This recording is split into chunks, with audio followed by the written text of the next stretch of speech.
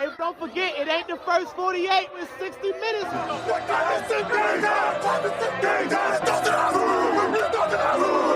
Cover the K, best not best.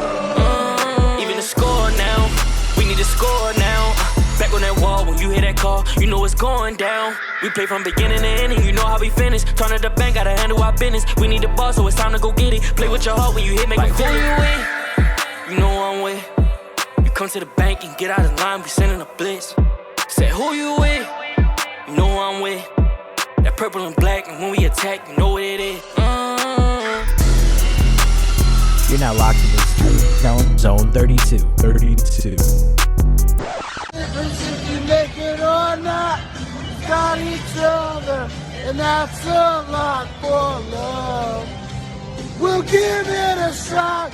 Oh, we're halfway there. Oh, living on a prayer, and we'll make it, I swear. Oh, living on a prayer. Living on a prayer. Ladies and gentlemen, welcome back to another episode of the Zone 32 podcast. The sound you heard was the vibe of the stadium on Saturday, because fuck the Steelers. But let me introduce the people. Hold on. The sound you heard, great PSA to not hear as much as I did. Or let me, I don't know if that's a plea to have me sing the national anthem at a Ravens game in the future. Or that. I remember Bon Jovi. Yeah, I mean, Bon Jovi doesn't need clearly. When I made the claim that I would be a better singer than Oliver, it's very clear there. My, combination of Fergie and Jesus. All right, continue. Nice step. That was a reference. There you go. Phenomenal but stuff. Regardless, we got a quartet tonight. My name is Jake. His name is Drew. His name is Will. His name is Trippy. I'll do the thing. Stay with other people. What's fuck up? You. Fuck you. That's right. But what's up? I ain't gonna lie. I'm sorry, but fuck y'all, and fuck everybody that keeps saying "Fire John Harbaugh." Yeah, You've been saying that, Trip. Well, hey. No, I didn't. No, I didn't. Don't start that shit, Will. No, the fuck I didn't. I never said that. No, Trippy was. I say it might be time for. Trippy wants him in the front office. Y'all want a promotion. That's what it is. It's the young man to what's what I'm looking for, to inherit the responsibility. I understand. But regardless, let's get into it, because the other version of John Harbaugh that coaches the Steelers, Mike Tomlin, came to Baltimore to play the Ravens in the playoffs, and they got their ass whooped. So he's now 8-9 years straight of not winning a playoff game because he's overrated. But that is what it is. People love Mike Tomlin, but would you rather be mid, or would you rather suck and then get good? That's effectively their state of affairs. And I couldn't be happier, because motherfuck the Steelers. Motherfuck anybody who wears black and yellow. Fuck the Rooney family. Fuck Rooney Mara. Fuck Kate Mara. Fuck anybody that wears black and yellow. Let's leave Kate Mara out of this. Hey. Fuck her. She root for the Steelers. Fuck that bitch. Simple as that. She roots for the Giants, but she roots for the Steelers too. But simple as that. The only things that are acceptable that are black and yellow are tropical citrus, vitamin water, and the Wu-Tang Clan. But that's not here nor there. And the Boston Bruins. I don't fuck with the Bruins. Go Sharks, even though they're terrible. You're but still in taxi cabs. No, fuck cabs. Actually, no, you know what? Actually, you know what? Nah, I can shout out the Bruins, because the Bruins did a very solid thing back in 2004 and traded Joe Thornton to the Sox. Not Sox, to the Sharks. That is true. So you know what? The Bruins are all right. The Bruins are all right. But either way, Will, Drew, and Trippy, all three of y'all were at the game. So I need y'all to do me a favor and describe the vibe. Vibes were very high. All three of us was at the 11. game, and I ain't seen not one of them motherfuckers. Crazy work, man. You apologized to us before we went live. You apologized to us for not coming to see us. Well, the last text. Trippy, I want you to look at your phone. I want you to look at your phone. Text from me around 3:30, 4 o'clock, and read them to the public. I believe one of us offered to buy you a drink. And meet when you met him at a bar, and then you were like, "I'm at the Horseshoe Casino," and I was like, "Well, I'm not at the Horseshoe." Well, there's no way you could decipher that he typed horseshoe. It was a butchered, really butchered version. Oh, okay. So Trippy was at the Horseshoe before and after the game. I think he parked there, my assumption, but I don't know that. Trippy's like furiously scrolling through his text message. I'm trying to find it. Trippy, I texted you and said my wife and I were at Pickles Pub and come over and we'll buy you a drink. And then you said something about running late and we'd see you in the stadium or something like that, which never happened. You knew where I was. And then I hit Whale Up. See, I hit Whale Up, right? And it was so crazy because I hit Whale Up like, look, I'm by the tunnel, like, come over here. And I thought Will was on his way. That's when I did the Russell Wilson video. Man, damn. See, I needed y'all with me, bro. That shit would have been perfect, bro. I was talking shit to Joey Porter. He had his little ear joint up like, what you said? I can't hear you. I said, yeah, you heard me. That boy 7 gonna cook you tonight. It was a ball, man. I had a ball Saturday. So, and shout out to the fans, man. That's how the bank's supposed to be, loud, rocking. That's the loud. There was I ain't hear that. Steelers. There was minimal Steelers fans around me. There was one. I was told I had to be nice to him by, people who are in charge of my well-being at the game, wearing sunglasses. And every time something would happen, he would boo. And then I'd turn around and say, well, you can't fucking see what happened. You're wearing sunglasses. And after about 7 times of doing that, I was told to knock it off. But, fucking wild crowd. That's what happens when you play the Steelers in the playoffs. Steelers lost that game when they decided to kick off. That is going to go down as the worst coaching decisions of what all a time. Fucking dumbass thing to do. And so I thought that before Van Noy went on the podcast today and basically confirmed that it like pissed the Ravens off. To me, that was like a straight, hey, Lamar, we think you fucking suck. Prove it you don't. And marches down the field and scores. That shit was fucking over. That touchdown to Justice Hill before the half ended. Escape artist gets out of the pocket, hits Justice Hill for the touchdown. Bateman was wide open. And if I think it was Ronnie didn't get fucking killed by TJ Watt there, like he would have hit Bateman for a touchdown. So going into the half up 20 was fucking over. This is why we signed Derrick Henry, is that you have a guy who in cold weather playoff situation can just eat the clock for you. Oh yeah. That was a game. That last touchdown to Pickens doesn't really fucking count, to be honest. No. It was on Brandon Steve anyway, and that was just kind of like sometimes you're gonna fucking score. Russell Wilson was in way over his head. TJ Watt was lost all night. TJ Watt played, but will not be remembered for any contribution to the game. He did not put a stat in the book. No, I mean there was a couple times where like after a play he was like in the backfield. I'm like, oh shit, he's still on the team. Like I totally forgot. Well, he didn't get credited with a hurry or anything. He got zipped. Yeah. Patrick Queen had a decent game defensively for them.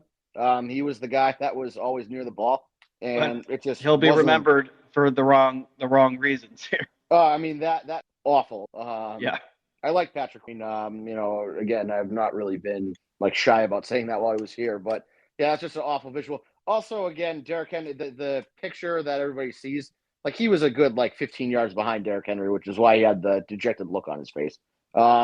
Isaiah Likely murdered somebody on live television. I think that was Sutton that he just fucking slammed into the ground. That was yeah, I think great. so. And what's his name? Minka got Minka always by Derrick Henry. Minka always gets posterized by our team. Lamar stiff armed him once. Hollywood Brown's first touchdown, he kind of blew past Minka. And there's a still shot of Minka diving for his ankles and not being able to catch him. I'm pretty sure Mark Andrews hurdled him at one point. So he's just let's get embarrassed by the Ravens on a national scale kind of guy. He's an NPC in a Ravens highlight every time we play. I respect that about him. Grant was a big fan of Peyton Wilson coming out. Peyton Wilson can suck my dick with that fucking mule kick to Lamar. I don't even know. Yeah, what the fuck was that? So when I watched it live, I was just like, oh, that had to be one of those, again, there was just a pile of bodies I saw. So I'm like, oh, okay, it was just, a bunch of people fucking collided. And for whatever reason, Peyton Wilson just ended up on Lamar's back. And then I actually drove back to Connecticut to pick my kids up from my parents. And my dad's like, oh, that guy in the Steelers is a fucking dick, isn't he? And I'm like, what do you mean? I was like, they didn't show highlights of it. And he's like, oh, he just straight up got on Lamar's back and kneed him in the back. And I'm like, well, that's a dick move. But, come to be expected from the Steelers. I mean, beginning to end, that's just a fucking beatdown. There's really not much else to say about it. They had the touchdown of Van Jefferson. And that's kind of how the Steelers offense has been. They kind of thrive on the deep ball. And when Russell Wilson doesn't have much time in the pocket and guys aren't getting open, the deep ball doesn't work. Pickens got open once and it was on a blatant push off. I screamed all kinds of obscenities at him because that happened right in front of me. I hope he heard them. And then you got a late meaningless touchdown, but he can go fuck himself too. So I don't know. That's exactly what the Ravens in terms of a statement game. Sure.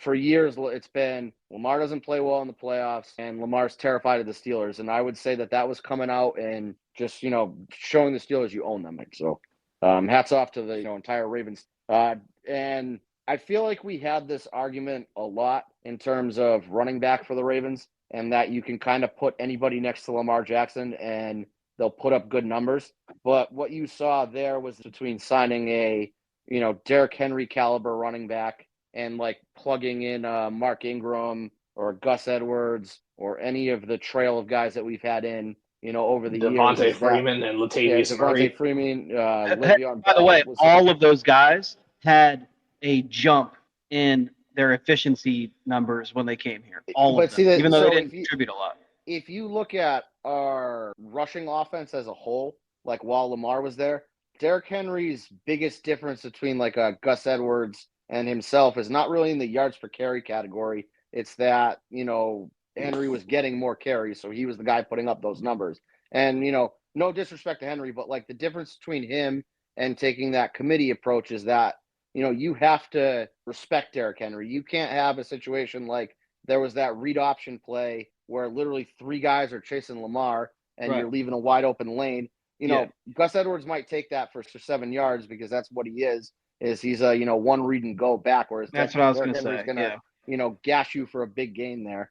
And he's going to keep doing it all game. Right. So Gus Edwards, so let's hypothetically say Gus Edwards and Derrick Henry had the same yards per carry. It would literally be that Gus Edwards was basically either at that number or below it by, 50% or above it by 50%. Gus Edwards not a home run hitter. Gus Edwards not a home run hitter. So Derrick Henry he's like if J.K. Dobbins and Gus Edwards were combined into like a superhuman running back. That's what he is. So he's going to get you high yards per carry. But he's also going to be able to carry the ball as many times as you want. You could give him the ball 40 times. He'll fucking keep going. And he's going to break probably 2 or 3. That's why there's that magic number. I think it's actually maybe like 17 is the real magic number, but people say 20. So I was going to say 13 would be my number. Well, he's been at under 15, and he's had one really good game under 15, but I think generally if he gets less than 15 carries, it's not nearly as effective. But it's a weird out. Once he gets to 13 carries, then it's typically the second half, the third quarter. So the defense is already beat up, and that's what it's that, those last 7 carries from 13. Oh, yeah. No, but I'm saying if he has 13 in a game, you're not going to see the same return on investment there. But if you 20. Give him, I think 17, and 20 obviously works, but I think even 17 is a good number, 17, 18 around there. But the more you give him the ball, the better he's going to be. He's going to get you probably close to six yards per carry on average, but he's also going to break you at least 2 big runs once you get to that larger volume. And that's not something you can say about someone like Gus Edwards. So they have a similar skill set in certain situations, on the broadest sense, Gus Edwards is not, you should not talk about him in the same breath as Derrick Henry. Derrick Henry is everything Gus Edwards would love to be, but he'll never be. And pretty much nobody will. He's a freak of nature. Yeah, Derrick Henrys don't grow on charm. That's like me running a 4.3 40. That's never going to happen. It's crazy. Yeah, all right, so I found the tweet. Steelers playoff wins since 2011. 2011, nothing. 12, nothing. 13, nothing. 14, nothing. And this is those seasons, not the year it happened, to be clear. 2015, they won a playoff game on the road against the Bengals. The starting quarterback of the Bengals was A.J. McCarron. 2016, they won a home game against the Dolphins with Matt Moore, and then a road game against the Chiefs with Alex Smith. And so Alex Smith, I think, is a pretty good quarterback, but not great. Didn't really ever accomplish much of anything, but he's by far the best quarterback that we've talked about so far. And then from 2017 through now, 0 playoff wins. So they really haven't beaten a real starting quarterback at any point in the last, we're talking about 14 years. What Mike Tomlin does in the regular season is, I don't want to say impressive. It's good. I guess it is impressive that he can usually take a team that is incredibly flawed and will them to win, 10 or 11 games and kind of put them in that wild card. Again, Najee Harris is not really that good. Jalen Warren is fine, but again, like those are two kind of you need both of them. Like neither one of them is going to be an effective starting running back on their own. They kind of, they have complementary skill sets. George Pickens is a mental midget. Freiermuth is a solid security blanket, but he's not going to get you anything in the vertical pass game. Again, Van Jefferson's kind of like a home run guy. Every once in a while he's going to give you one of those 30, 40-yard touchdown passes, and that's really it. I know Mike Williams is on the team. I forgot he was there because, he didn't really do much. Offensive line-wise, like, okay. Defensively, Minka Fitzpatrick is going to give you a couple flashy interceptions a year. TJ Watt's going to put up defensive player of the year, caliber numbers. But what it really comes down to is when they play good teams, they don't show up because they're not good. And they've been so, mediocre, but like playoff caliber mediocre for years that they don't really have the draft picks to backfill that roster. And they're not really picking premium talent. And they can't really pay anybody because they, given out a bunch of, bigger contracts of defensive guys who are getting older and not giving you stellar performances. So I hope they keep, I guess the long way of saying that is that I love the fact that they're, gritty 10-7 team every year, but they're never going to get any better because they're never picking high enough to get a real quarterback or get, any real game changers offensively. They also really don't ever take home run swings on offense. I think Kenny Pickett is the last time I remember them really taking like a shot at somebody, and he fucking sucked. Which was a fucking giant whiff. Yeah. Yeah, that was, he played at Pittsburgh. He's a Pittsburgh kid, and, like we're picking at 20 and we got somebody who was a top-ranked quarterback here. Might as well take a shot at it. But, yeah, I mean, they took Najee Harris in the first round. Like, he's another Gus Edwards. He's not really going to wow anybody at running back. And they're never going to pick, top 10 if this kind of trend continues. So, keep paying Tomlin, keep him there, keep winning your, 9-10 regular season games and maybe sneaking into a wild card and then just getting embarrassed because I love it. That's what I would love to watch happen in the Steelers every year. Congratulations. You're the Detroit Red Wings of the NFL. It's almost better to watch them fail that way than to have them suck for like 3 years and actually build up some talent and be a good team in a couple of years.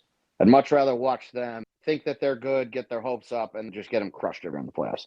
Yeah, no, I mean, the way that they've been going about their business is perfect for Ravens fans, but when are they going to wake up? When are they going to wake up and see? Like, the reason your franchise is in the position it is because you keep allowing this to happen year after year. Your team is going to go. Think of every 9-8 or 10-7 and get their ass kicked in the first round of the playoffs. That's just who they are. Think of every criticism that Ravens fans have had of Biscotti and Harbaugh. Biscotti and Harbaugh. And that's what Steelers fans should have for Tomlin and the Rooney family, is that, like, they're comfortable with every year knowing that they're going to be in the playoff picture, and they're, like, okay with settling. They don't want to shake anything up. They don't want to break the status quo. They don't want to make the big move that's going to – their flashy offseason were to, get dumpster value prices for Justin Fields and pay nothing for Russell Wilson and pretend like that was going to do something for him. And it never was. Russell Wilson is not a good. You know who the quarterback's going to be, right? Yeah, Sam Darnold. I think it's going to be Aaron Rodgers. It's going to be Sam Darnold. I would that seems like is that they're going to be like, fuck it, we've keep trotting out these mediocre quarterbacks. This guy was in the MVP race this year. We're going to go pay him a ton of money because we don't have the draft picks to take somebody early. And then Sam Darnold is going to do what he did this year of start off hot and start playing better teams and see ghosts and fucking, fold on himself. But he's going to be Neil O'Donnell for that fucking team. He will cost them games, and that's lovely. Yeah, he is not an AFC back, so no. Because he does not deal with getting hit. It would be fucking great if someone resurrected their career just with an opportunity, not actually resurrected their career, but they brought in Jimmy Garoppolo. That would be the funniest fucking thing ever. That would be. He holds onto the ball forever too, and he gets real scared of footsteps. Yeah, I mean that is another that is who the Steelers are destined as their quarterback. Some mediocre white dude who certain clan members love. Honestly, you know who they might just go ahead and trade for? Fucking Captain Kirk. Yeah, maybe that's another Steeler written all over him. Yep. Yeah. No, He's I also think not an AFC North quarterback. So I personally think, like, I mean, Sam Darnold would be funny, but I think that Rodgers or Cousins are much more likely just based on. But also, at some point, they have to learn their lesson. So maybe it's this offseason and don't do that. But they also don't have any real like path to consistency or stability at the quarterback position unless they're punting the season. And they don't have any assets on the roster right now that they could get rid of to get a higher pick too. So hey, maybe they bring in Daniel Jones. Hey, Will, Trippy's backstage. Oh shit! This is why we have BT here typically. Yep. Trippy. Sorry, Trip. I didn't see you there. It's all good. I saw the chat. I saw the little comments in the chat. I'm like, oh, cool, I got it. Trippy, we were talking about your and how he's terrible. Hey man, I ain't gonna lie. I was at work today. I was at work yesterday, right? And I kind of was in my feelings. I was like, damn, yo, all these people upset because I asked that man about what's his favorite, Future song? He sued Future over a song. He has this coming. Oh, for real? I ain't know that. Yeah, the one that I tweeted out before the game, double murder, O.J. Simpson, something about fucking with my baby mama, I'm going to shoot you. Him and Sierra filed charges of Future and said that it was like a direct threat on Russell Wilson's life. So Drew, I'm not a Future guy. I'm not really tuned in with the stuff, but I remember this because it was one of those cases where it was thrown out based on the fact that like lyrics in a song cannot be considered to be like admissions of actual things that happened. Yeah, they're not like, it wasn't like a real threat, and also it was like a vague "I'm gonna kill somebody" thing, which is art. It's art. It's also you can't. 80%. It's basically protected. It's protected under parody law.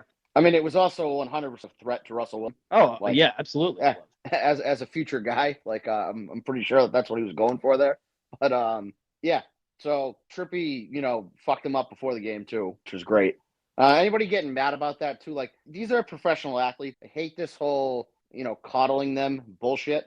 Like, do you think that everywhere Russell Wilson goes, somebody doesn't make a fucking Future joke to him? Like, no, you know what, Drew? The reason that Russell Wilson played badly was because of what Trippy said. Yeah, I mean, sure, I'm happy because then I'm like, I know the guy that ruined, Russell Wilson's day. But the fucking reality is, well, that was a horrible voice crack. I've just got my voice back today from Saturday, but it was, again, people say all kinds of off the wall shit, and so like, let's not pretend that Trippy like said some horrific thing to him. He just asked him what his favorite Future was. You thought the fans? What do you think the fucking players are saying on the field? Oh my God! What's it like raising Future Junior? Yeah, right. He's got to get so much shit every gets sacked, and also like, can we just stop being pussies, society? Seriously, like, that'd be fucking great. I thought we moved past this. Yeah, but then the Philly idiot. Go ahead, Trippy. I just feel like it was kind of weird. Like, I see some people was in the comments like, "Yeah, take care of your kids." They make it a personal thing against you. That's like, people who do that shit, get the fuck out of here. And Drew and I had this conversation recently because some fucking idiot that we know said, "Oh, look at this information I know about someone," and it was something fucking stupid that is irrelevant. Yeah. It was some dumb shit that they did when they were younger. Even if they didn't do it when they're, it doesn't matter.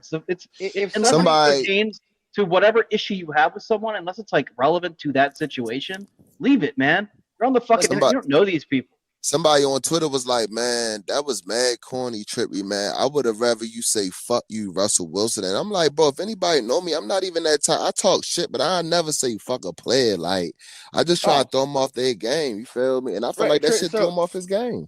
Trippy, totally off. What you did is not only is it allowed, it's encouraged. That's something. You're trying to hit the weak spot, right? Like, I mean, it happens. And like I said, the opposing team is going to be doing the same fucking thing. Hold on. It was another funny comment this girl said, right? This girl was like, "Oh yeah, you could tell his father not in his life." I said, "Sure they. My father in my life. So I don't know what you talking about." Like, but like I said, bro, it's just weird, bro. If somebody responded, some people thought it was funny. Some people thought it wasn't. If people with brains thought it was funny, people who look for reasons online to get upset all day didn't think it was funny. If somebody responded to you with like, "Hey, Trippy, fuck you, he's on the field and you're not," like, that's fine, whatever. That's in bounds for them to reply. When they start getting all personal with you and shit, it's like, well, what's the fucking point? Like, Russell Wilson isn't gonna, be your friend now that you defended him on the internet. One, And two, like, if somebody started digging up your personal life and slinging your personal shit on the timeline, I'm sure you'd get sad about it. Like, there was some fucking freak who quote tweeted you who, you know, had an e-dating relationship for like 2 years of her life. Okay, so never met the guy she claimed to be engaged with, only met him on Twitter, and then went on this whole fucking rant about how being a woman in sports was so important to her, and then quit journalism like a week later because she's like, people are too mean to me. And it's like, well, yeah, because journalism, self-appointed journalist. Yeah, self-appointed journalist, but you run your fucking mouth on the internet all day. Like, this is what's going to fucking happen to you. So, you know, when people start taking that personal route, I'm like, fuck off. You had another person upset in the comments saying, this guy called me ugly here. Well, yeah, I mean, if I went through and read... The fuck's that got to do with the... He didn't say Russell Wilson was ugly. No, but she responded with like, oh, this guy also attacked me online and called me ugly. And I'm like, yeah, I remember that, but you also tweeted him 43 times some dumb shit. And then he responded with like, you're too ugly to be tweeting me. I'm pretty sure it was Trippy's exact response. Okay, so listen, if you're bold enough to be ugly and put your face on the internet and then talk shit to someone, you're going to get called ugly. But that's the thing, though. A lot of them ain't doing it, bro. I had somebody else say something about, you know, that little situation about that other girl. I don't want to say her name. And I'm like, bro, like, at the end of the day, bro, like, I feel like the more and more people come at me, the more and more I'm just going to be like, I ain't going to say a menace, but I just love, like, I ain't going to say I love when I go viral, but I feel like the more and more I go viral, it's just hurting people's hearts. And at this point, I don't give a fuck no more, hey, bro. Trip, like, I have a tweet going viral right now, and I have this one guy who has responded so many times, and the first thing he said was, you just tweeted this because you're looking for attention and you're not getting it. And then I think I know who you're talking about. I got him blocked. I responded. First of all, I responded to him and I said, "You've already responded 2 times. I'm getting exactly what I asked for here." That number is also up to like 20. Yeah, and then I muted him and he just keeps responding and responding. So like these people, all they do, all they're doing, Trip, is they're just putting more visibility on, and that really, like, you know, you're putting your shit out there because you want people to see it and enjoy it. So like, no matter how it gets to people, and for the most part, I would say, for the most part, people like that video of you that you made. You know, you have people who are shit talking and who are pretending to be mad about it. They're not really mad. They are looking to. They just mad because it ain't them. That's all. They're trying to vulture clout off of you because you made a video that actually was funny and people enjoyed. The fact that it's got, I don't know how many, 2 million fucking views at this point. Well, and the Barstool one's got like 8 views on it. That's what I'm saying. Yeah. So like, it doesn't matter. Those people, the negative feedback you're getting, there's probably like 100, right? But imagine. We're talking about millions and millions and millions. 100 is nothing. It's a fucking bead of sweat that falls off your ass. Okay, don't worry about it. Fuck it. I mean, hold up, and not to be cocky though, like, and I hate when I talk like this though, but like that's why I don't give a fuck no more. Like, I'm cool with the DeCasas, you feel me? Like, I'm cool with the whole Ravenstead family members. You get what I'm saying? Like. When somebody even your biggest, his family loves you now, so exactly. You feel they always did. Right. It's just weird because the same motherfuckers that saying, "Oh, he lame, we don't claim him," y'all be the same motherfuckers at my DM like, "Yo, can you tell Todd this? Can you tell Zach this?" I'm gonna say I ain't gonna say the person name. I'm gonna just be honest with you. I feel like he's lame to me, but I mean, I guess he's kind of cool. But it's just certain shit that some of these dudes do on the internet, and I just find it very weird when it comes to females. You get what I'm saying? And yeah. No, it's when weird, when I saw, I ain't gonna say no names, you feel me? But when I saw the motherfucker retweeted, you know me, I'm the type of dude, like, if I got a problem, I'm going straight to your DMs. Like, yo said, yo, I ain't know that was you, yo. It don't matter if you know that was me. My thing is, me asking Russell Wilson, what is his favorite Future song? Hold up. Somebody said they didn't know it was you when the video on Twitter has the TikTok logo, says Trippy. Yeah. And guess what? And you have the most recognizable voice in the world. But guess what? And that's what I told the motherfucker. I said, bro, I'm gonna play dumb just like you're playing dumb, right? Like, I'm reading through the comments, motherfucker. Like, we're talking about the same person, right? Yeah, I'm gonna text it in the group chat. Give me a second when I finish real quick. But I just find it weird. Is the name RR? Is that the script? Yeah, with the D, you know what I mean? Yeah. And I ain't gonna lie, I feel like lame. I feel like ever since, matter of fact, I can't get into full D. You know, I've had that motherfucker names, muted for or maybe blocked. I don't even know. I got no fucking idea who you're talking about. Would you believe that he has me blocked? So no, hold up.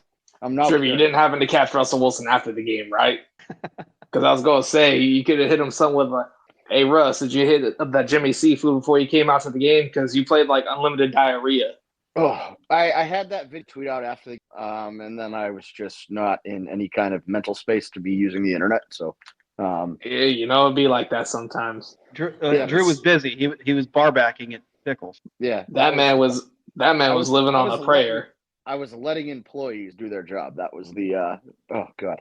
I don't know why most of the bartenders know me there, and they're just like, yeah, this is just not worth our time to like. We were there till they turned the goddamn lights on.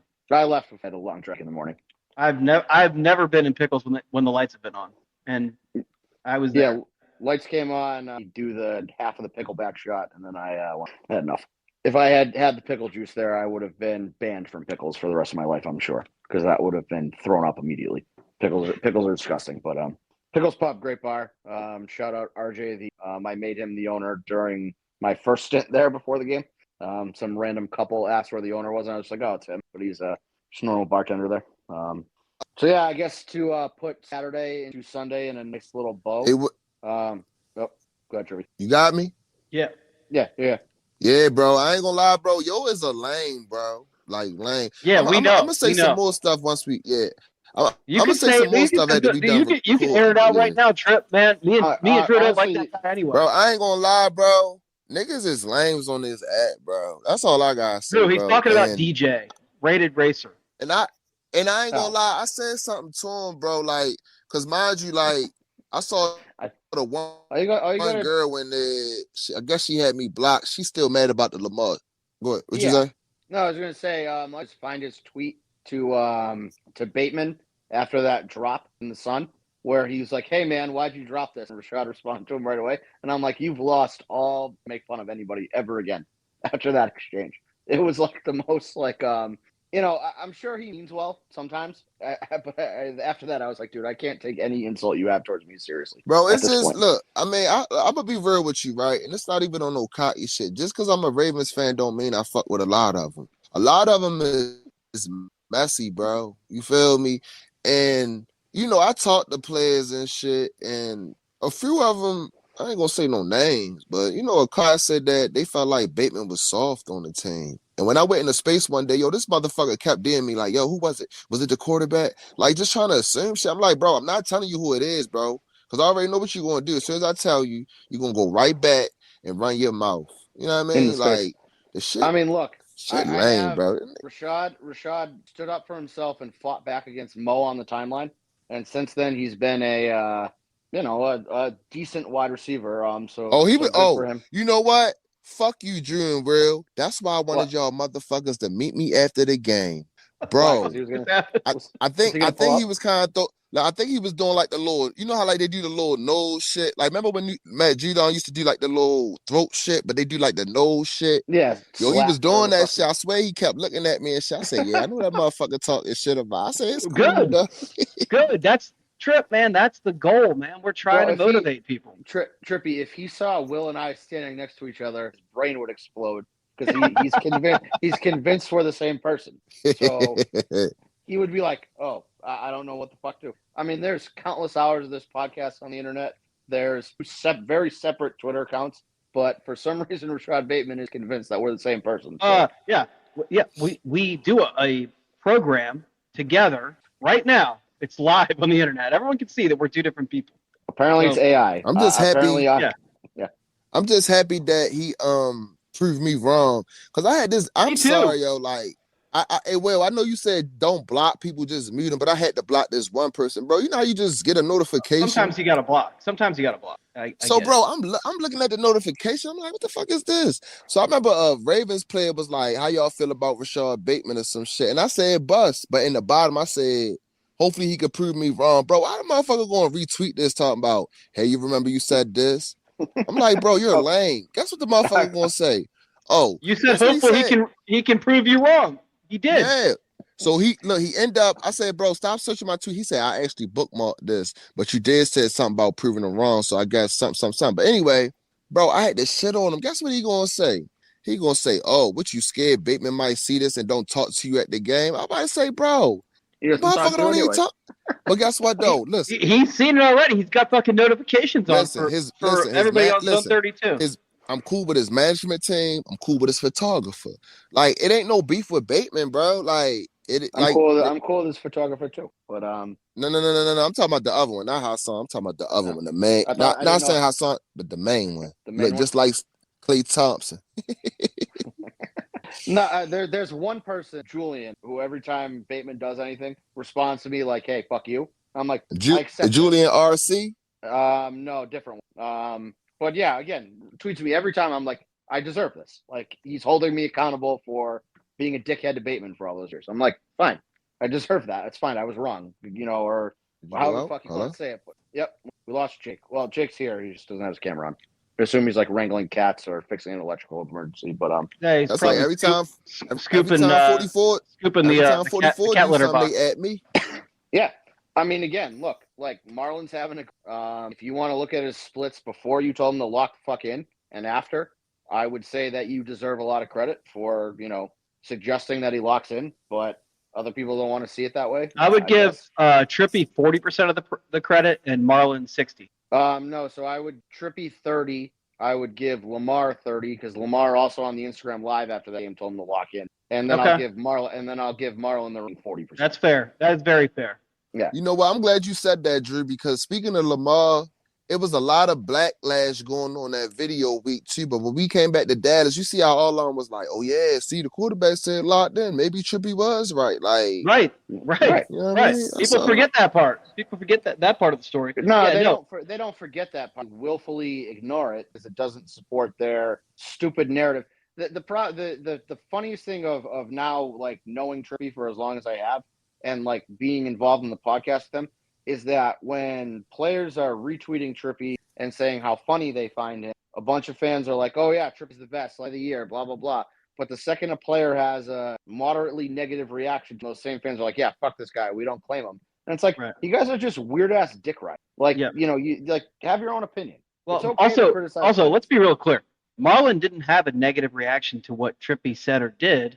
Jack Settleman did. Yeah, and I'm sure that man, was, he pussy, man. I swear to God, I want real shit. I want to smack the shit out you, bro. But I'm sure that Jack was acting as a mouthpiece in that situation. Would be my assumption. I don't know. No, I think it was probably Jack was reacting because Marlon's his friend and his makes him money. Obviously, right? You guys want me to cancel the pod? That's all he kept saying. I'm not one time and I think that's why I don't like him no more because it's the point you in my inbox talking about. Stop heckling the players and shit. Like, bro, what you mean? Like, what? Day. He was all on your Trippy loved the video. And I ain't gonna lie, shut up the I don't know who Trippy shouting He's shouting somebody out. I think Todd, but I'm not. I think he said Todd Monken, but I'm not 100% sure. what a inopportune moment for things to go bad.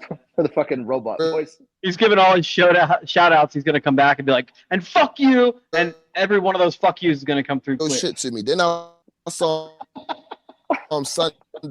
Trippy, we're not getting any of the words that are coming out. We're just getting the robot. We're getting the worst parts. Trippy. All right, if we want to try to play a fill in the blanks game here. The robot emoji, that was amazing. Trippy is a one of a kind type. I can't. I don't know who he was shouting out, but I wish because I'm sure it was. Did you just hear him? He's not even. Yes, he's here. Yeah. Hold on. Jake's the one who left. Yeah, I left for a split second. My headphones were like battery low, so I was trying to do some cute and creative. Jake, did you get any of Trippy's shoutouts, or did they not come through to you either? Oh no, they were robotic when I heard. Yeah, there's no way because you and I were talking, so obviously the connection's fine. Like in general, it's a Trippy connection issue. That was amazing, but All right, if comes back and is not a robot, we can let him finish his shout out. I guess I mean now is a really good time, I think, to talk about Drew. We got a big trip planned this week, huh? That's right. Private jet, Buffalo, staying in a castle, gonna hit up some wings places, and then we're gonna watch Lamar snatch the chain off of Josh Allen's neck after we skull fuck the fucking Bills. I have a surprise for you. Okay, I'm ready. So we got the PJ, we got the castle, we got the tickets, we got the big money tickets, but I figured we're already in for so much. It's on Zone 32's dime. We're in for so much, and I really don't think it would make sense for us to drive out to Orchard Park. It's kind of a hike and get stuck in traffic. So we're arriving via helicopter. Oh no, I set that up. Yeah. Nice. I figured the same private jet company would be taking us by helicopter. No, I had and I'm the pilot. A different company, but we're gonna land. We are landing in the parking lot at Highmark on a folding. I'm the pilot, man. We landed on the field on the 50-yard line. Trippy. Who are you shouting out? Yeah. Oh, I was saying, shout out my man Kyle Hamilton, father, Mr. Derek. Now I'm not gonna get into full conversation, the convo we had, but he a real one. He pulled me up. And then I saw him Sunday, and then he just said, "You know what, Trip? I really fuck with you for real." And I'm like, "Damn, you feel me?" And like I said, I'm just a passionate fan for real. Like, I feel like I'd be fake if every day, like, the team playing like trash, and I'm just like, "Oh yeah, good game out there, this and that." Like, that's just me. Like, you know what I mean? You can't be Mr. Positivity when they're losing games. Like, that's just dumb. You can be, but then you're corny and you mean nothing to anyone. The difference that's a little disingenuous too. Difference between somebody like Trippy and somebody like me, like, I'm kind of an asshole. Like, there are things that I say towards players and some coaches, Greg Roman specifically, that I didn't like, that were, you could interpret them as going over the line. And like, if somebody wanted to tell me, hey, fuck off, like, that's a little too far, like, maybe I deserve that. I don't think Trippy has ever said something to a player or about a player that is anything worth getting upset over. You know what I mean? I don't think he's ever crossed any kind of line. I would say that I live in the gray area, maybe go over a line a little bit. Trippy does not do that. So any player who gets upset by that, or any fan who gets upset by something that comes out of Trippy's mouth, is acting a little weird, I would say. Yeah, same, 100%. Okay, if a fan says something outrageous, like personally attacking a player, or you know it when you see it. It's one of those things, right? It's Remember that video was during the Greg Roman era, and there was a fan outside when Greg Roman was leaving, and he's like, "Fuck you, Greg, don't come back, you fucking dickhead." Yeah. Blah, blah. Okay, so I didn't like that. Like that, there's no creativity there. I didn't like that because Greg Roman clearly didn't want a part of it after the first thing. I feel like you're in a public setting. There's kids, family around that, like, maybe you're taking that a little bit too far. I also don't particularly. You talking about the video that was going viral when he was like, "Get out of here." Yeah, like, "Get out of here, you fucking asshole." Blah blah. Yeah, like, again, bro. He sent me that video because you can see me on the other side and see, like, that's what I be saying, Drew. Like, fans will get. Although I'm gonna be real with you. Like, it's to the point now I don't give a fuck what I do. Like, I don't give a fuck what people say, comment, whatever. Because some people always gonna have something to say, negative or positive. But I do find it weird. Motherfuckers are saying, "Fuck you, Greg Roman. Get the fuck out of here. Don't come back." And like, I can't. And fans was praising that shit. Right, and that's a no go. I also can't sit here and be like, "Well, that guy's an asshole," because I probably tweeted far worse. Again, like, I'm not gonna judge him and be like, that guy's a dick and shouldn't be allowed in public anymore. I actually know who posted that video. Nice enough guy. I wouldn't have, but like, more power to him if he felt like he probably got carried away too. Right, exactly. You got caught up in the moment of Greg Roman and being in front of him and said something. Fine, but like, Trippy has never even come close to that level with a player. No, never. No. I don't even think Trippy swears as much. Whereas, fuck is every other word out of my mouth. Like, who am I? How about this? How about this, Drew? Remember a couple weeks ago when I did the Zach Orr video? What I tell Zach? I said, "Zach Orr, what you gotta tell the flock?" And I straight told him, I said, "Look, Zach, I posted this on Twitter." He said, "Go ahead, Trip."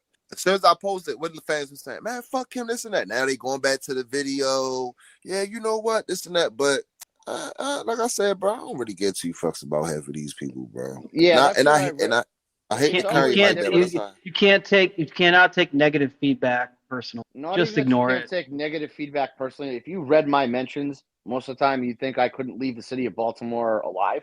I mean, other than we got that weirdo who comes on here every once in a while and like sexually harasses. I mean, Oh man, I can't wait till he shows up tonight. Yeah, you get all kinds of tweets of, fuck you, Drew. Like, I mean, I could probably make a list a mile long of the amount of people who have been like, I'm going to kick the fuck out of you if I ever see you in person. And then but they not though. none of them No. have ever approached me. No. I'm Right. real easy to spot in a crowd.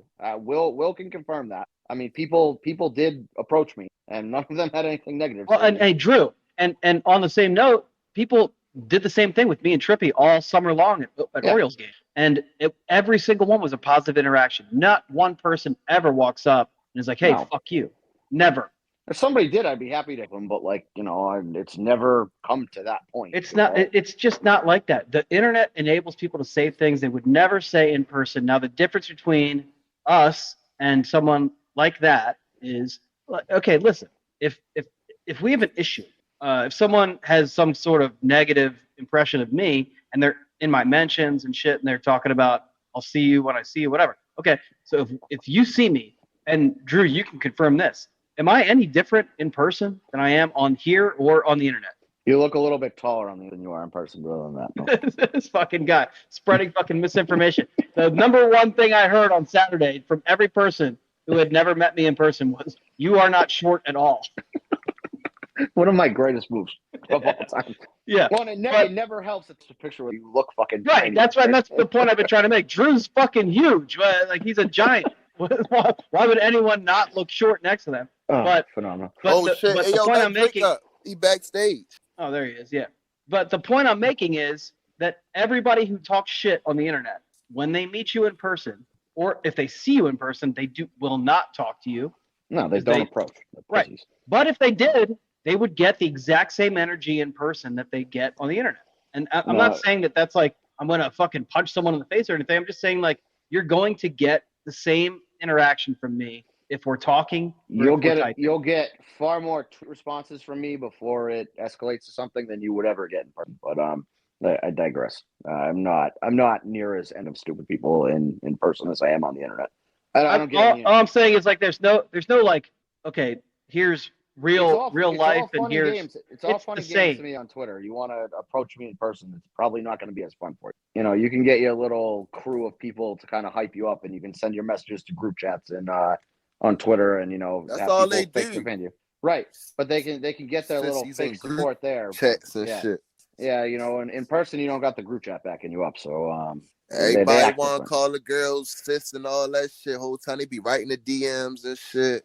A lot of these niggas that, oh my bad. Let me not use that N word. A lot of these motherfuckers. You're the only one here. You know what really bothers me? You can say anything you want, Trip. There's no censorship on this podcast. Listen, you know what really bothers me about some of these niggas on the app? I'm gonna just say dudes. They be say whatever you want, Trip. Look, they be married, bro. They be married and they be in that room talking all that slick ass shit. And then, wifey, I don't want to hear that shit, man. Like, be yourself on the internet. Like, one thing about me, the same way I am on the internet, I'm the same way in person. You know what I'm 100%. Saying? Like, that's just me. There is a 0% difference, and I cannot emphasize this more. Trippy is the same person who tweets, who's on the podcast, who's on the radio. If you have heard Trippy talk or seen his tweet and you went and talked to him, you'd be like, okay, all right, I get it. Same guy.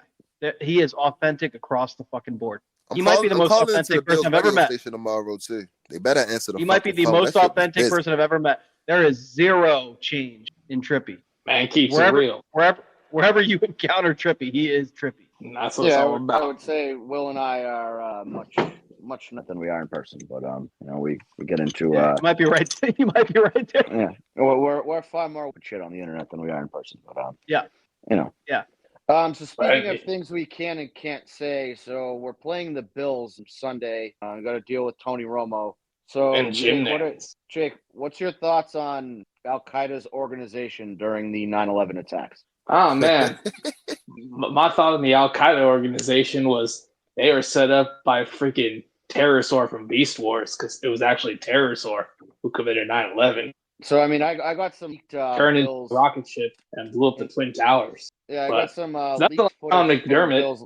Yeah, Sean McDermott's a big Al Qaeda guy. He loves Osama bin Laden. That was his childhood buddy.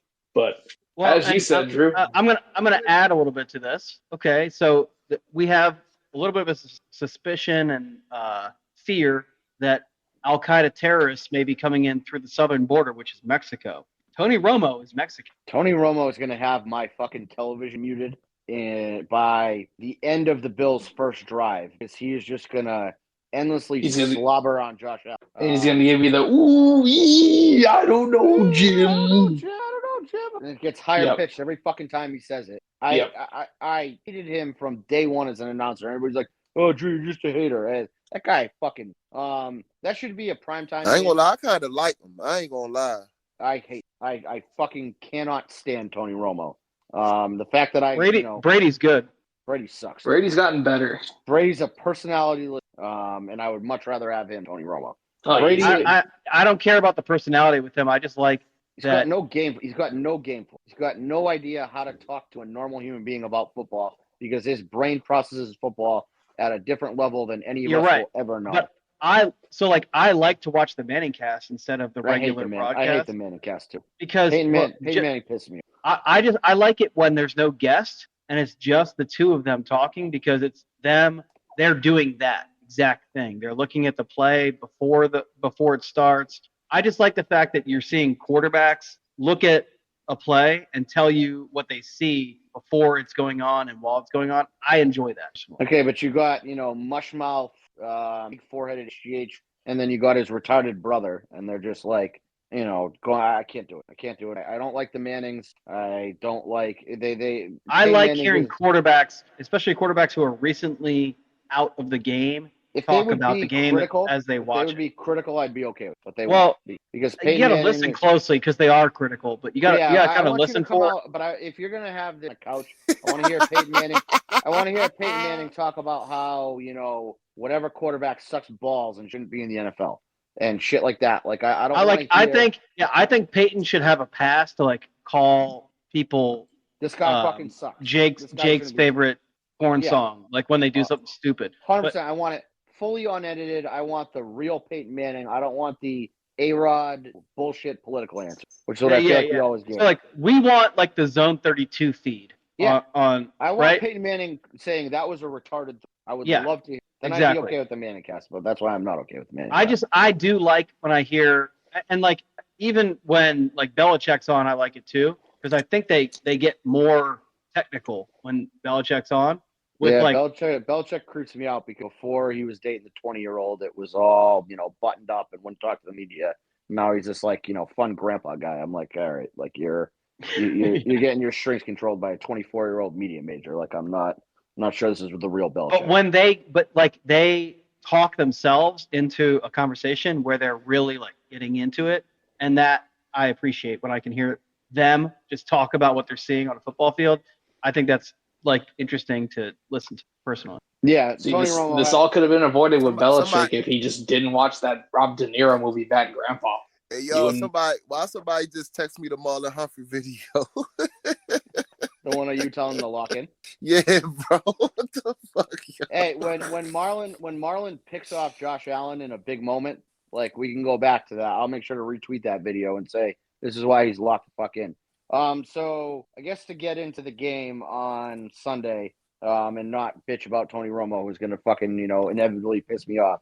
I think the biggest key to that game is to just do what we did against the Steelers. Yeah. Stick with your identity, play within yourself. Because here's the thing is that you have two quarterbacks in the game. You have Lamar and you have Josh Allen, who are both guys at some point say, fuck it, and try to put on a cape if they're losing. And when you try to play that hero ball style against a good defense, shit's going to go wrong. And so if you put Josh Allen in a position of him, trailing 7+ points, and you can look at his career numbers, that is when he is arguably at his worst. And I assume it's the same with every quarterback, because, they start feeling the clock tick down. They're they can't throw the ball away. They get in this zone of I can't lose this game, which is a great mindset to have, but it also makes you make mistakes. And that's really what you got to do is you got to put Josh Allen in an uncomfortable position where you're beating the fuck out of him every time he drops back, and he's relying on guys like Amari Cooper and Khalil Shakir to, and Dalton Kincaid to make catches when they're not the most, secure hands in the league. You want to get him pressing, you want to get him off and you do that by hitting him and having a couple timely drops and keeping the ball out of his hand. You limit his possessions by long sustained drives with Derrick Henry, and all of a sudden it's you're up 10 points with 4 minutes to go, and Josh Allen's like, fuck it, I got to put on the cape, and he's going to maybe make that throw in triple coverage that he wouldn't have made in the first quarter, and that's when you really lock the game away. So that's what I'm looking on Sunday. The Ravens, here's the Ravens recipe for how to beat good teams. You score early. So if you get the ball first, you put points on the board on that first possession. You got to score early. You got to score in the first quarter. You have to try your absolute hardest to force a turnover, whether it be a fourth down turnover. Say they get deep in your territory and you're able to stand up on fourth down. That counts to me. If you can waste a possession of the opposing team and score early with this team, that's all the momentum they need. It's going to be cold. But then coming out of halftime, then no matter what you've done offensively in the first half, you treat the second half as the Derrick Henry show. You give Derrick Henry the ball 15 fucking times in the second half. That's how you win. I mean, the Bills' weakness is their run defense, definitely, and I don't think their corners are very good.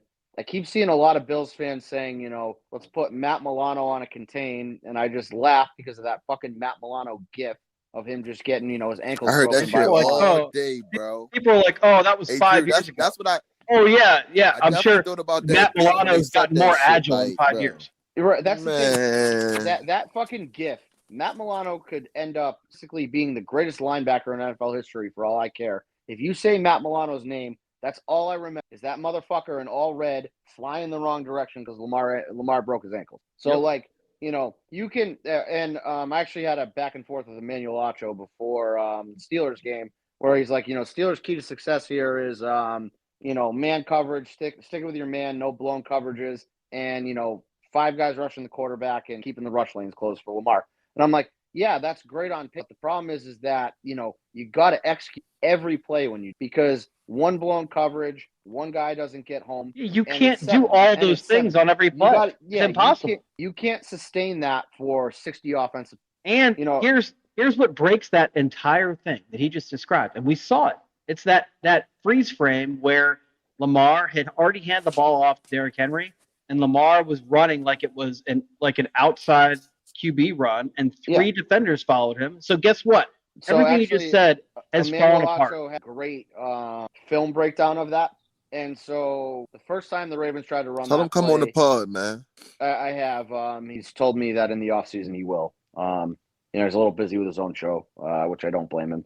Maybe busy with, other people at his studio too. But I'm not going to hate on him for that. I don't get the hate on him for that. Congratulations. But in all honesty, so he showed the Ravens ran that same option 3 times. First time they ran it, the Steelers did he called it like a chase and replace, so that a guy on the edge would chase Lamar, and a middle linebacker someone rotates out, kind of rotate over and fill the gap, and so it sort of bottles Henry up too. So Ravens run the first time, doesn't really do that good. Second time they run it again, and the Ravens kind of send another blocker that way. They get some yards. Third time the Steelers basically do a chase, replace, and that's what ended up with the 3 guys in front of Lamar and Derrick Henry with this massive hole up the middle because everybody had already pulled to Lamar's side of the field. And so that's the problem with the Ravens specifically, is that they almost run these option plays to see what you're going to do and force you to overcommit to Lamar or overcommit to Derrick Henry. And if you leave either one of them a rush lane, you're fucked. And you're not giving Lamar enough credit for observing what he's seen, changing, and then being so good with the sleight of hand to make you think the ball's still with the other guy.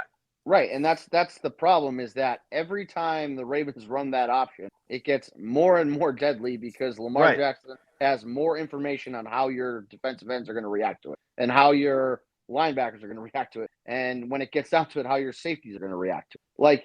people, again, I don't want to play the race card, but I feel like they look at Lamar Jackson and people use the backyard quarterback that thrives off the broken play, the playground guy. And the reality is he's like a computer. And every play you run against him, he learns more and more about how you're going to react to what he does with his legs and how he's going to. That actually, like that whole criticism of him that he's like a playground player, that it's like it's street ball, lazy. Whatever. It's very funny actually, because I hope to God there's not actually defensive coordinators who are telling their players this, because it's not. Not only is it not that, it's the complete opposite. He's a serial killer of defense. He will see what you're doing, and they'll repeat that play, and he'll do it again and do it better. And he's going to keep learning. And by the end of the game, if they kept running it, it would just be that somehow he is completely untouched and just walks into the end zone. He will figure out all your weaknesses and exploit. The thing is he can be a playground player. That touchdown pass to Hill was a playground play of. But it was a playground play, and by the way, it was a playground play for him to he moved the pocket, but he stayed inside of it the entire time. Yeah, even when the throw came out, it's a pocket throw. Right, but he realized he could clean pass to Bateman, and so he knew that he had to shift the defense the other direction to let Justice Hill get free and let him walk into the end zone. But but his feet and his hips and his head are moving the defenders, but he's doing it while observing what all his offensive linemen are doing, so he's keeping that pocket. He's moving it around, but everything that happens on the always field, inside of it.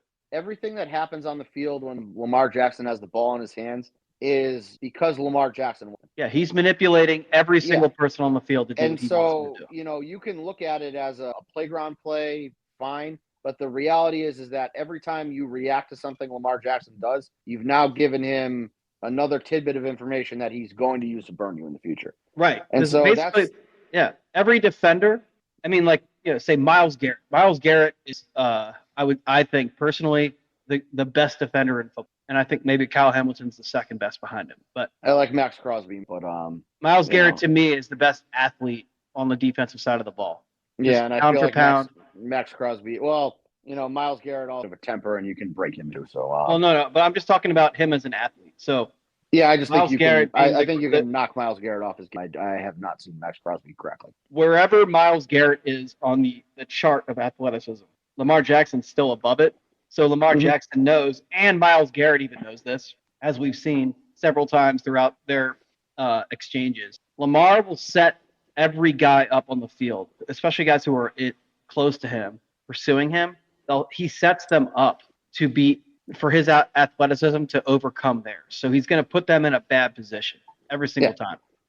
He's gonna make them think that they have an angle to get him, where he knows he has an out that's going to put him 2 steps ahead of them. So it's just watching Lamar do that, what he did on that Justice Hill touchdown pass. And I don't think he even knew Justice Hill would be there until he saw him and just threw it to him, because he was so wide open. He could have underhand, like slow pitch softball the ball to him, and nobody would have challenged it. But because he was looking for Bateman the entire time, obviously. Yeah, until he realized that pass was shut, and so he, reacted to what was on the field.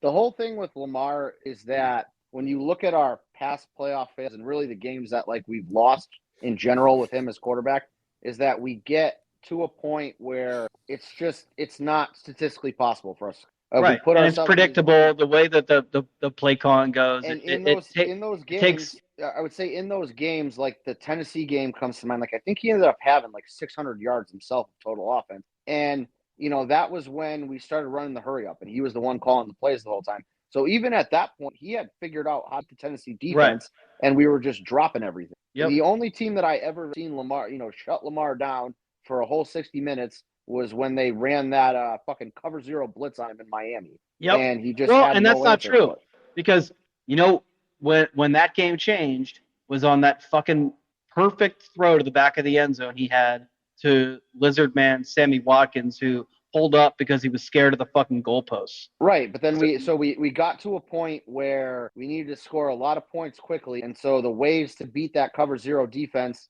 weren't going to fly because eat up a ton of time going down the field. And so he got to the point where Lamar was forcing hero throws because that's what we needed to win the game, not what we needed to succeed against that defense. And that's really all the games are. They come down to a point where it's not that Lamar can't make a play. It's that he can't make the play that we need at that time because it's just not open. Right. So, like, it's because basically it's because something has happened that's kind of outside the control of most of everybody on the offense except for the one guy who maybe made them. So like and sometimes he turns the ball over. Sometimes it's his fumbles that hurt us. But it could be Lamar. Could be Lamar. He made a mistake, but then like let's talk about the 2019, the 2020, whatever 2019, 2020, the game against Tennessee. So where we had Mark Andrews tipped the ball in the air, got intercepted, and then Greg Roman panicked and started calling pass plays for the rest of the game. He abandoned the run. So my hope for us offensively, and I think Todd has come and said it, like there are points where he panics, and so he's at least aware. It's something that he does from time to time, and I hope that his awareness of it will maybe stop it from ever happening. Well, maybe there's like a checks and balances in place now too. Who knows? Yeah, and what I would really hope is that we don't get into that situation at all, and that as long as we command the game and we feel in control the whole time, I'm very comfortable that this is a pretty easy Ravens win. It's also the playoffs. As much shit as I'm going to talk about them online, they are a solid. They're not as good as people think that they are, but again, Josh Allen has talent. Maybe I don't know what the right word is. That we got Tom's number one fan. Oh, Kamal, nice. New here. Wait, why does Ravens. Tom? Oh, because his first name. I got it. I figured it out, chick. Yep, there you go. A little slow, but I figured it out. No, I mean the reality is like he can control this game, and we need to be the ones who push the pace, push the tempo, and are the ones that make Josh Allen on, and not vice versa. I don't want to get into a shootout with the Bills because then the game gets into the hands of the referees or a bad bounce or something like that. Or Brandon Stevens. Right. I mean, again, death taxes, Brandon Stevens is going to get fucking torched for a touchdown. Mm-hmm. Like it's just going to happen. And so when that happens and it 28-14, I don't really care. When that happens, makes it 14-14 or 17-14 with 2 minutes to go, I'm not going to be happy about it. So let's put this game out of reach early enough that that something's going to go wrong. This referee crew apparently heavily favors the home team. No, not so much. Jake, hold on. Jake is the referee. Civ had great information. Okay. So the numbers, if you look at them just based on this year, which as Civ points out is not really a great or fair assessment of referees' tendencies, because they don't really.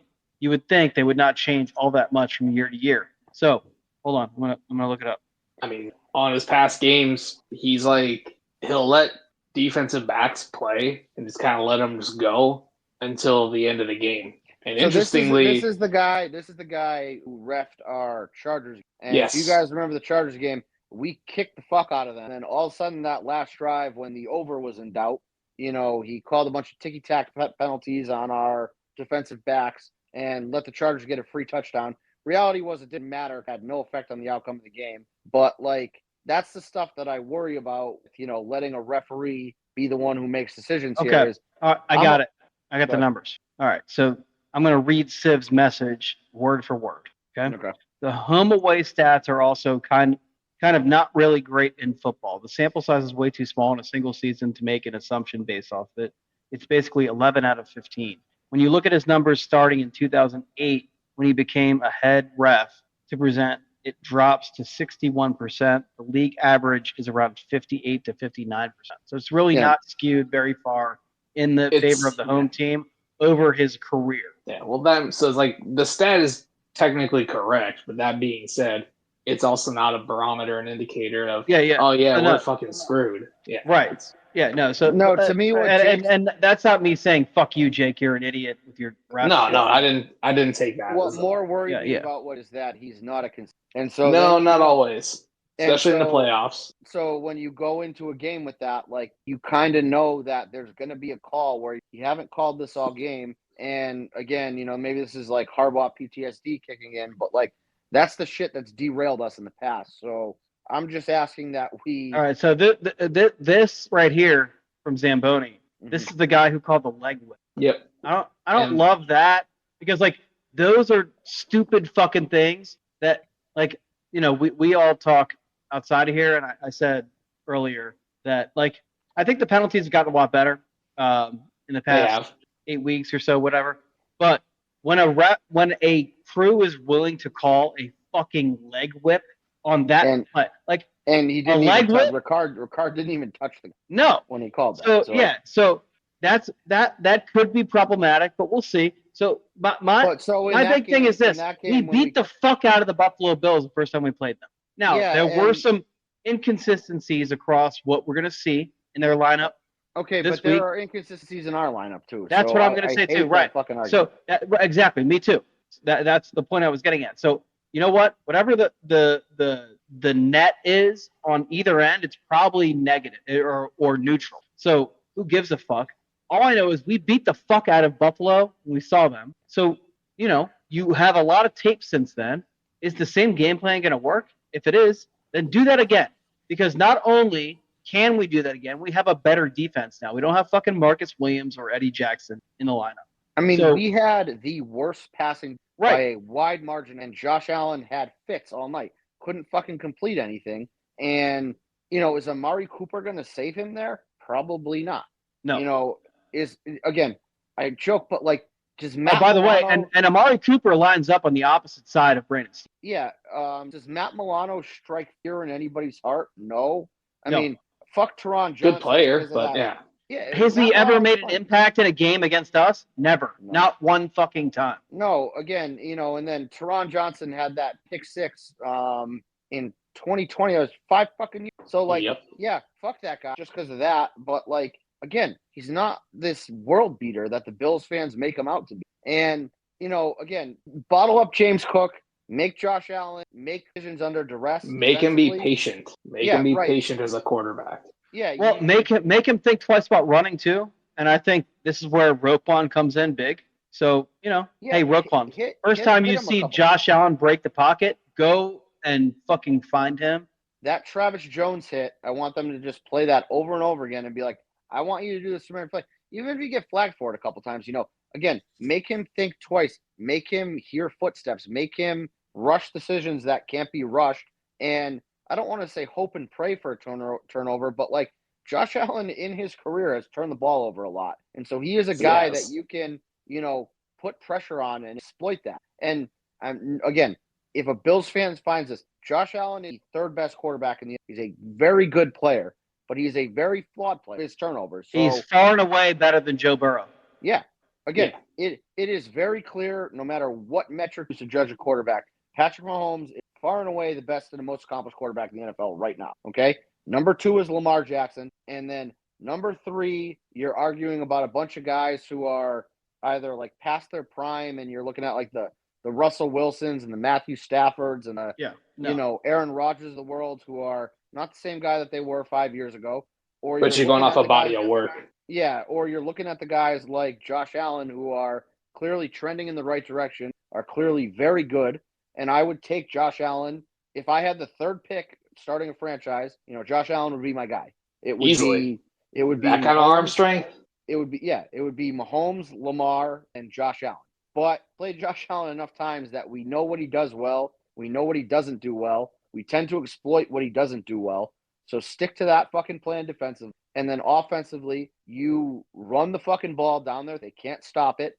They've shown they can't stop it, not just against us, but in general. And you let Lamar work his he also likes to do some Chris Paul shit too. When someone gets near him, he likes to flop. So if you're gonna hit him, fucking hit him. Right. If he's gonna flop for flags, fucking make him earn that. If you fucking bury Josh Allen 5 seconds after the play and you get flagged for that, so fucking what? He'll remember that next time. So it's all good. Is Zay gonna play? I'm not really sure. Zay only had 1 catch for 10 yards in the first game against them. I don't think that Zay is I would like to have Zay on the field because you want to have your best players playing, but I don't think that he's the be-all, end-all, and I think it's really going to come down to Makari and Falele. are they capable of supporting the run game? Is Macari gonna get flagged for? Ronnie had 3 false starts, I think. I don't want him being in the game, yo. Oh, Pat McCarry. no, but feel like you get to this weird spot of the year now, Trippy, where it's like no, the guy for so many weeks of like, do you really want to change it up in the divisional round? I don't know. I don't know what the right answer is because he scares the shit out of me. Whether he's going to get beat off the ball, he's going to hold, or he's going to false start or go too far down the field on a pass play. Like, I'm not comfortable in there. I'm comfortable with Falele to the extent that I know what he is. And so I know he's a big, stupid oaf who's going to lay some fucking people out when he gets his feet going. And I know he's going to blow a couple blockings. And so, like, who Daniel Falele is as a person. I don't know what Patrick Macari is, and I don't really like that. But, like, we're kind of stuck with him for better or worse at this point. So it's like, just as long as we protect Lamar and open up rush lanes, I am very comfortable with what our offense. Derrick Henry needs to see another 20 to 30 touches in that kind of cold environment. Pound him. Well, and that's Bass, whatever the fuck his last name is, Tyler. Yeah, Tyler Bass. He's sucked this year so far. Justin Tucker's having his year. It's going to be 18 degrees and windy and cold in Buffalo. So this is not going to be a field goal game, so you really got to punch it in when you get the opportunity. And if that means Derrick Henry has 45 carries, then give him 45 fucking carries. I don't care. You just got to win at all costs. It is win or go home. There's no, don't save anything up your sleeve for later. Like, there is no later. It's now, and there's urgency. You got to score early and often and make sure that you're not leaving the game in Brandon Stevens or Tre'Davious White's hand. A poetic justice would be a Tre'Davious White pick to seal it for the record. Yep. Yes, it would. I would love to. I don't know if I've just like manifested that happening, but I would love to watch that happen. Again, Nate Wiggins is great. Marlon is great. You look at our defense; it's really that Bradenson spot. And does that haunt us? I don't know. I hope it will, but does it haunt us enough that we lose? But I don't know. Does it cost us the game, or is it we George Pickens score a fucking touchdown? Great. Now Drew's sweating out his 13 Ravens minus 13.5 bet. Like that was really the only thing that was in question on Saturday. And I hope Sundays. I am not afraid. No fear. It's not a lack of. It's not taking them lightly. I just think that if we play our game, they're not going to touch. Do we want to get into jersey picks and scores? Can you hear me? I'd say that's the time. Yeah. Yes, we can. Yeah, I can hear you now. Okay, I was talking and apparently my mic was off. You disappeared for a minute. And you said your mic was off. You mean your mic was on? You was barely on? No, my mic was off. I could hear you guys the whole time. I was taking a leak. That's all. But with what you were just saying, George Pickens, pussy, OPI Pickens. Yep. Well, let's do jersey picks and scores. I'm going white purple reprise of 2020, but with a victory. Same. So I'm gonna go 30-17 Ravens again in that kind of cold environment. Give the ball to not 31-17. 31-17. Give the ball to the big man. Let them fucking beat up the smaller Bills front seven, make them commit 9 in the box, and then beat them over the top if they decide to do that. I mean, the end of the regular season, that defense was giving up 4.5 yards per carry, and they were the third most penalized defense in the league. So all things considered, they're not unstoppable. They like to play with 2 deep safeties for the most part because they like to make teams have to beat you underneath and methodically drive down the field. Pound the fuck out of them, make them commit to 8 or 9 in the box so you can beat them over the top. And I'm going to say something conservative defense. I'm going to say something here to piss off Bills fans. I've seen enough racist Lamar tweets from them that I'm comfortable saying this. I want Derrick Henry stiff arm the living fuck out of DeMar Hamlin's clone. Hand right to his fucking chest and slam him to the fucking ground. I think he win comeback player of the year next year after he dies on the field again. Yep. There you go. Yeah. Somebody had to go there, so I'll do it. Yep. Trippy, what do you got for jersey combo and score? Did we lose Trippy or did we lose me? No, I'm here. My bad. It's all good. I'm going all white. Okay. And I'm going 34-17 Ravens. Okay, similar score. I'm with it. Yeah, that's pretty close. I know we ain't doing our plays yet. I think Derrick Henry over 100 yards, 2 touchdowns. Lamar Jackson over 50 rushing yards. All right, so you think a big rushing. Yeah. Yeah, that's the way to beat this team. All right, so I'm with Jake. This has been a year of, reversing narratives. And so I think you got to bring the purple and whites out in Baltimore and win with those. I'm going to go 28-13 13 Ravens. I'm going to go pretty close to the wild card score, but we only give up a touchdown and 2 field goals. So, is Will talking and then we can't hear him again? Oh, shit. Yep. Will? You hear me? Yeah. Yes, I can hear you. All right. So Drew, you're purple white, right? Yes. Okay. White jerseys, purple pants, like me. Okay. And I'm gonna go. not light purple. I'm going 35-20. Okay. Purple, or excuse me, I have these all written down wrong. It's the opposite. We're all white jerseys, obviously, right? Because we're on the road. Yes, white jerseys, black pants. Okay. I think the purple is too close in color to the blue. I've noticed recently that the Ravens are trying not to wear colors that anything close. Yeah, exactly. So I think we're gonna go white jerseys, purple. Yep. Will, we lost you. Lost your audio again, homie. Telling you, yo, it's the stream y'all at, bro. No, Will's got some complicated mics up. So I think Will is gonna go white purple or white black. I think that's what we would wear in Arrowhead. I agree. Or Hear me? maybe, yeah, I can hear you. Yes. Okay. Yeah. So white jerseys, black pants this week. If we play Kansas City next week, it'll be white jerseys, purple pants. I'm just giving away my pick now because So Jake and I got the opposite. Yeah, it seems like we have been trying to go the opposite of any color that may be even remotely similar. All right, I can live with that. Yeah.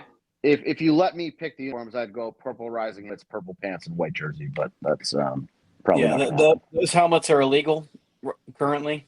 Yeah, so noted terrorist Roger getting fun things happen in the playoffs. I'm not sure. Yeah, and like, what's the downside? What Y'all are know we he talking was at the game. He was at the game. Yeah, he was at the Steelers Ravens game. Yeah, he was there. Trippy, are you going Sunday? Yeah. You are? Yep. Can you ask Josh Allen for his MVP chain so you can give it to Lamar when you see him? Yeah. Just make sure you do it really. Make sure you do it really nicely. Otherwise, fans might like, sir, may I please have your MVP chain to give to the actual one? I really wanna talk to Dion Dawkins. My bad, bro. I'm all over the place, man. I was hoping I got this one assist from Russell Westbrook, but it's a blowout. So dang. But yeah, man, I want to talk to Dion Dawkins. I want to try to get into his head. So I got to do some research on Dion Dawkins. You know what pissed me off about Dion Dawkins is a couple of weeks ago, he wore his own jersey, like a replica jersey, into a game, which is just a total weirdo move. He went to Yardy Snow University. I understand that. Yeah, like, he went on Fanatics and bought his own. You can't do that. It wasn't even like a game wear he wore it.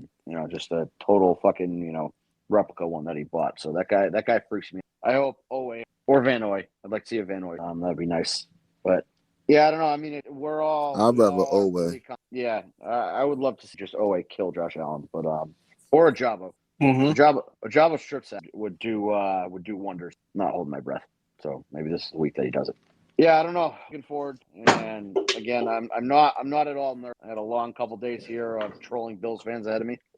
Kale Buffalo is high on my hit list. I don't know. Spain guy is he spoken much that I've seen. So Spain guy. Yeah, I don't know. Ever since you told me he was from another country, I don't know anymore. Yeah, he lives in fucking where? Yeah, like go watch soccer, like weirdo neighbor. What's a city in Spain? Barcelona. He lives in Barcelona. Yeah. Yeah, and then they say it like Barcelona. Yeah.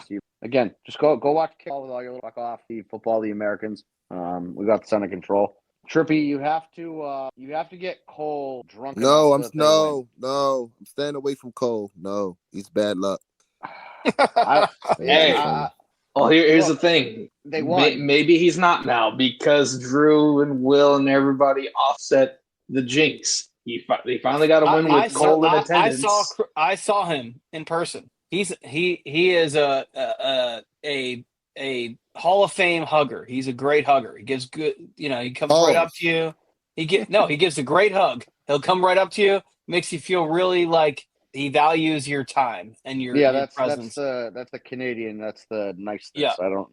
Yep. Somewhere at the American border and the border, like the asshole Northeasterner gets wiped out of you, and then they're all nice there. Yeah. So it's unusual to experience that, but you know, he gives you a great hug. He makes you feel, you know, like okay, he values your time and your presence in his life, and so finally he gets a win. Yeah, He gets a win. Let's big make it win. a streak. Let's make it a streak. Right. So now, Exactly. right, it offsets the previous results. So we need all the good karma you know possible. What, you know what we the we issue definitely is? need, if we have a zone 32 person there, we need a zone 32 person to go and interact with him for sure. So Do you want to know what is that when bad things happen, when Will comes near the stadium but doesn't go inside of this? So Will stepping inside from. So we're good to go now. you mean you might be right, because the last time before Saturday that I went to a game, we won in very crazy circumstances. So so you were outside the AFC Championship game. You didn't actually go in, and bad things also, happen. you know, this might be wrong too, because I was outside the wild card game with you. The Texans game, the divisional round. Yep. Yeah, but that was at like 11 o'clock. Like they opened Well, I'm up just the saying bar, I was there. but they opened up the bar to give us drinks. You were tailgating before the AFC Championship game. Bad things happened. You were tailgating before that Broncos. Bad things happened. Lamar got hurt. So I feel like the curse breaker is that you went through one of the gates and then you were good to go. Yeah. Well, so now the whatever curse may have existed is gone. It's broken. Yeah. This is like the Babe Ruth curse. So you broke it. So yeah. Good things will happen now. You're gonna go up there. I don't know, disrespect somebody on the Bills, whether it's Deion Dawkins or you just if you see Josh Allen, take what you gotta do. Bring it back to Baltimore. Give it to its rightful owner. WBC Cole, tell him I like this new movie Nosferatu. That man is a dead ringer for Robert Eggers. I probably don't even. Knowing me though, I probably don't even see Cole because he probably gonna be at Jimmy Seafood. I'm going to a Buffalo Bills tailgate. See, I'm the type of dude, right? I don't be with all that. Man, no disrespect to Jimmy's and shit, but I don't want to be around Raven fans during the tailgate. I want to be around Bill fans. Are you gonna jump through a table? Ah, fuck those fake ass Dudley boys. Me and my man Benky, we got a bet with 2 Bill fans. Whoever loses got to jump through a table. So. Oh, so you're gonna film somebody else jumping through a table after the game. All right. Fake ass Dudley boys. But anyway, that's gonna do it for this week's episode. My bad to cut you off, Tripping. Let me let you finish flying. Okay, I guess that was it. Anyway, that's gonna do it for this week. We'll be back next week to discuss this, that, and the other. But meanwhile, it's time for me to die. Oh. See ya. Zone 32.